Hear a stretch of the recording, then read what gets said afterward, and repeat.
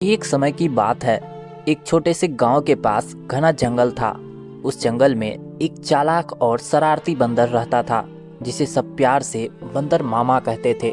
बंदर मामा बड़े ही समझदार और चंचल थे।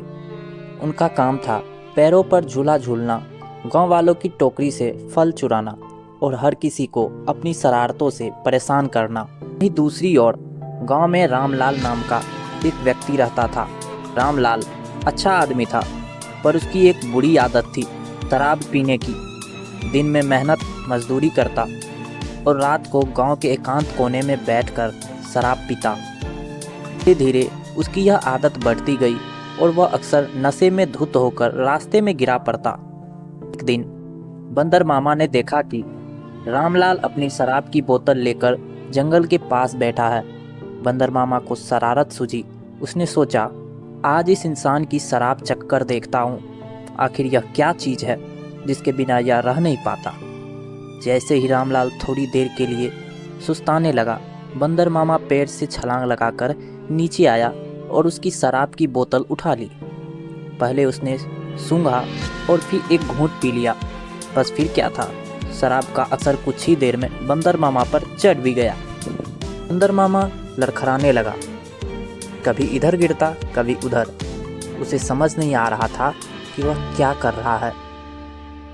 उसने नशे में झूमते हुए जंगल के दूसरे जानवरों को इकट्ठा किया और जोर जोर से गाने लगा, जंगल के राजा हम बनेंगे, इंसान को पीछे छोड़ेंगे। जंगल के जानवर बंदर मामा को हैरानी से देख रहे थे। सियार बोला, अरे मामा, तुम्हें क्या हो गया है? बंदर मामा बोला, मैं आज सबसे ताकतवर हूँ। इंसानों की यह जादुई दवा ने मुझे सुपर बंदर बना दिया है।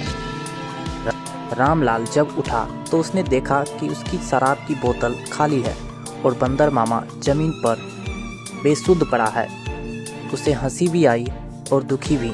उसने सोचा, मैं भी तो इसी तरह नशे में अपना आपा खो देता हूँ। अगर यह आदत मुझ में रही तो मेरी हालात भी इस बंदर जैसी हो जाएगी। रामलाल ने उसी दिन शराब छोड़ने की कसम खा ली। उसने गांव के बाकी लोगों को भी यह बात बताई और उन्हें नशे से दूर रहने की सलाह दी। दूसरी ओर जब बंदर मामा को होश आया तो उसने भी ठान लिया कि अब वह इंसानों की चीज़ों से दूर रहेगा। यह इंसानी चीज़ें हमें बर्बाद कर देती है। मैं अपनी पैरों की दुनिया में ही खुश था। इस तरह बंदर मामा और रामलाल दोनों ने अपनी अपनी गलतियों से सबक लिया। गांव में फिर से शांति छा गई और जंगल में बंदर मामा की शरारतें वापस सामान्य हो गई, लेकिन इस बार बिना किसी शराब के नशे के।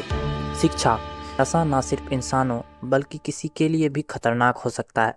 खुशहाल जीवन के लिए नशे से दूर रहना ही सबसे अच्छा है।